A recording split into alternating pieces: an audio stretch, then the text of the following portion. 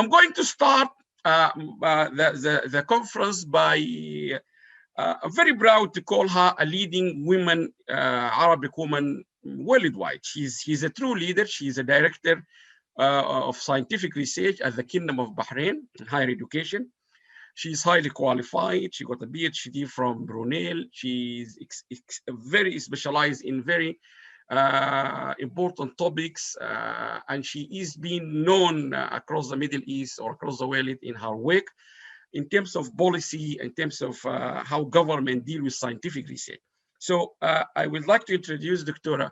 Farzana Al-Maraghi. She is the scientific research director for the Kingdom of Bahrain. Dr. Farzana, if you can unmute yourself, and I'm already giving you the share, and the floor is yours. Assalamu alaikum wa rahmatullahi wa barakatuh. Thank you very much, Professor Alam, for this introduction and for inviting us to this prestigious event. Actually, it's our pleasure to join you and and to hear and listen from my colleagues. I'm sure I will learn a lot today. If you allow me, I share my presentation.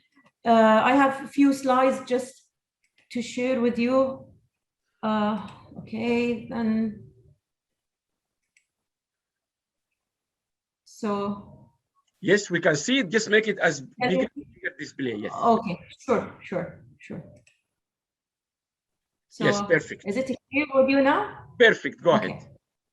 Okay. So I'll take a few minutes. I know we are allowed 10 to 15 minutes. So I'll take a few minutes to just to remind us. I'm sure that most of you are familiar with the indicators of Arab research compared to the world, but I think we need to start with a few figures to remind us how the Arab research is doing compared to the world. So here are the main areas. I'll talk about the Arab research indicators and then a few slides on what have been done regarding COVID-19 research. And then I'll take Bahrain as an example. I know that most Arab countries have similar, let's say, challenges or obstacles or research environment.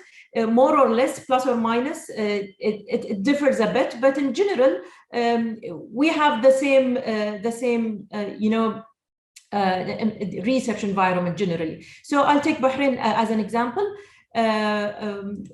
So let's start with Arab research indicators compared to the world. So I think we all know that most of the shares of the R&D expenditure comes from two areas in the world. Almost 90% comes from either west or east, so far west or far east. So it's North America and Western Europe and East Asia and the Pacific. This is the 90% almost of the expenditure on research, while Arab countries contribute to only 2% of the overall world expenditure on research. If we want to look into the percentages of the GDP, again, the Arabs are 0.61% of the GDP spending on research, while it is 2 point something in other parts of the world. So these show how research I mean, the expenditure on research, how it's compared to other countries. So again, here are some countries, how much they spend on research, but we cannot see the Arab countries here because it's very much less. Regarding the publication, scientific and technical journals or articles, the Arab is contributing only to 2% of the overall world papers. There are 2.5 million, so that's 98% from the world and 2% only from the Arab countries. If we want to see the growth, then starting 2000 until 2019, let's say, or 18, we can see that the world publication is growing in millions, while the Arab countries is very slowly growing, very slowly growing. SIR classification for academic research-related institutions, we can see the first Arab university appeared in this classification is King Saud University, and it ranked 165 over the world. And here is a list of the 10 highly ranked Arab universities, which started from 165 compared to the world ranking. This graph shows how institutions are distributed by the research output in 2021 as per the SIR ranking. This is for all regions and countries. If you can see, the green dots are for the universities and the red ones are for the companies. We start with the USA, China, France, and so on. So here are the percentiles. You can see we can see a lot of red companies, red dots are there, and there's a huge contribution. So this is for the world. If we move to the Arab countries, we can see it's very, very few and mostly within the universities. So the research has happened mostly within the universities. Egypt is number one, and then Saudi Arabia, Algeria, Iraq, Morocco, and so on. So, and if we want to see the percentiles here, again, companies do not appear really very clearly. So Arab nation contribution to the world's COVID research. For example, in the introduction, Professor Alam talked about Saudi Arabia ranked as first in the Arab world. We can see the contribution of Saudi Arabia has been ranked 14th internationally for its COVID-19 university research, rising from its previous 17th ranking according to the database of the Web of Science. And 84% of those researchers are accounted for the Saudi universities. They had 915 scientific publications related to the pandemic. So this is about Saudi Arabia. If we, there is another piece of research comparing the Arab region contribution to global COVID-19 research. So for the period between December 2019 and March 2021, the search for publication was conducted in Scopus related to COVID-19. There is 143,975 publication and 6,131 documents are from the Arab countries. So that's 4.26 of the global research output regarding COVID-19 were done by the Arab countries. So here are the different classifications, whether it's a journal, review article, or letters, or others. Saudi Arabia comes the first, and then followed by Egypt, and then United Arab Emirates. After standardization of population size, we see Saudi Arabia first, and then UAE, Lebanon, as ranked in terms of the COVID-19 related research. The collaboration were mostly with researchers from the United States and United Kingdom. The main research lines were public health and epidemiology, immunology, and pharmaceutical research, science, symptoms, and so on. So this is regarding the COVID-19 related research in the Arab countries. Also, Arab women scientists advancing scientific research amidst to the pandemic. This was hosted by the UNESCO event for L'Oreal Prize. So Arab women scientists participated in the COVID-related research. If we move to Bahrain and some related indicators to the GCC.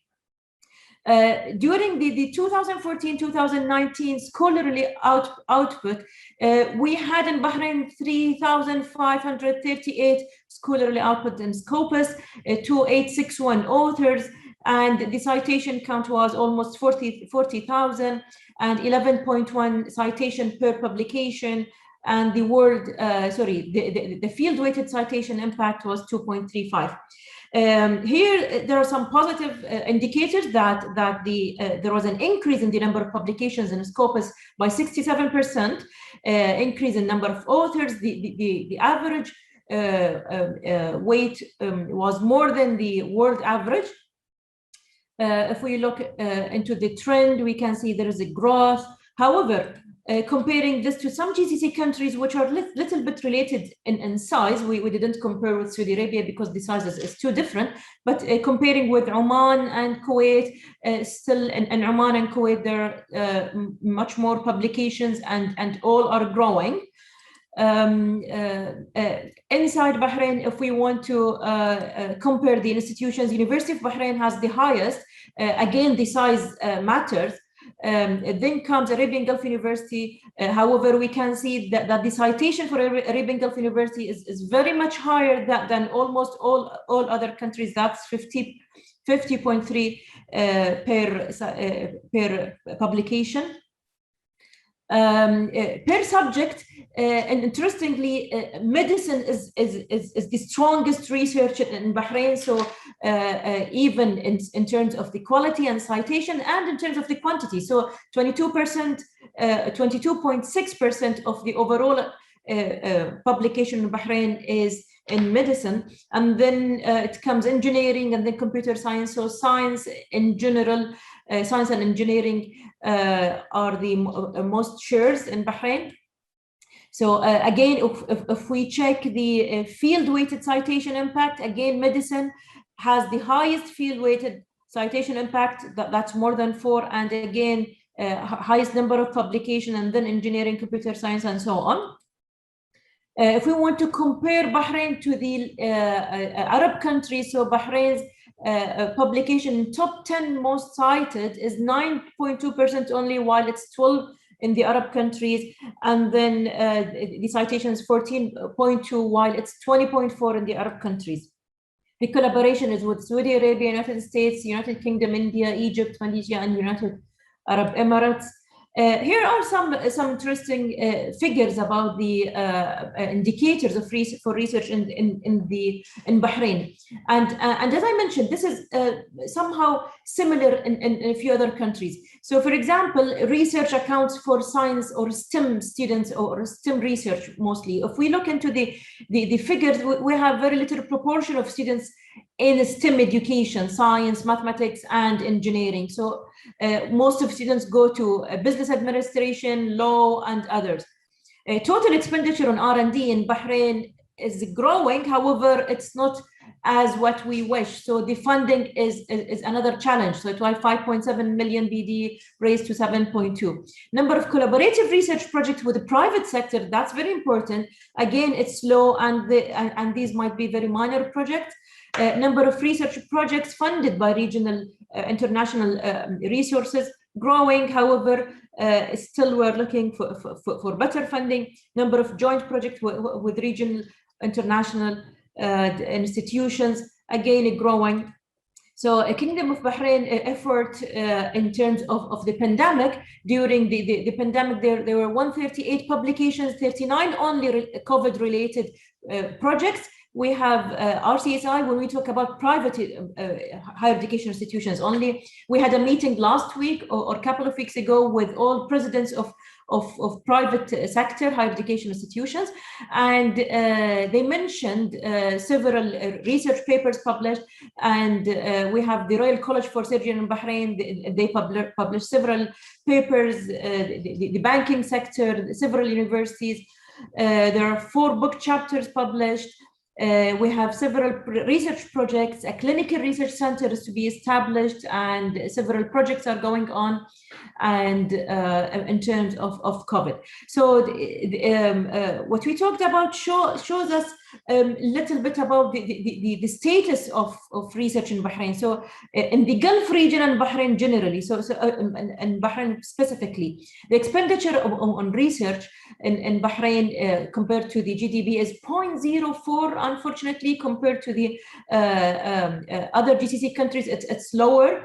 Still, we're doing much lower than other parts of the world. Here are some strengths and weaknesses when we started doing the research strategy for Bahrain. We work with the Stanford Research Institute. We found that there are some weaknesses and some strength in the research area in Bahrain. So the culture needs to be improved, the funding needs to be improved, and I think we all share similar ideas. So strategic direction and leadership is needed, scientific infrastructure, laboratory equipment, test beds, and so on, expanded societal understanding of the value of research. Most of the research happens in the Arab countries and Bahrain as well. It's only for promotion, and it's not connected to the real priorities of the country or of the world, or for the well-being, or for the private sector as well. So a stronger linkage and collaboration needed with international parties, with the private sector, with the industry, to solve real problems and to move to the knowledge-based economy that my colleague from Kuwait, I'm sure, will share his experience with us in this regard. So we ended up with a few strategic objectives. We need to establish a national research governance infrastructure, strengthening the research capacity, strengthening the collaboration with international entities, and improve the public awareness and address the national research priorities. Thank you very much. I hope I didn't take so long, and I'm trying my best to be within the allowed time. Thank you very much. Thank you very much, Dr. Farzana. That was very, very good, and a very good start as well, and well precise, well documented.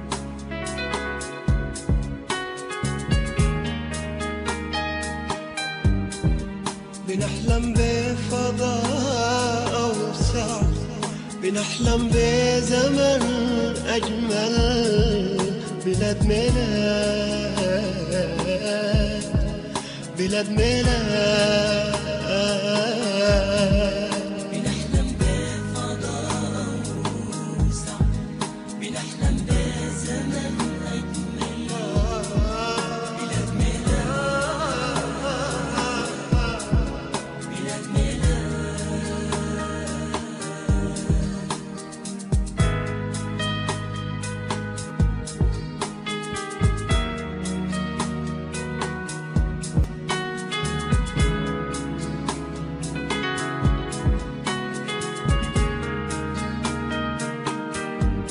وطن ممتد لحد حدود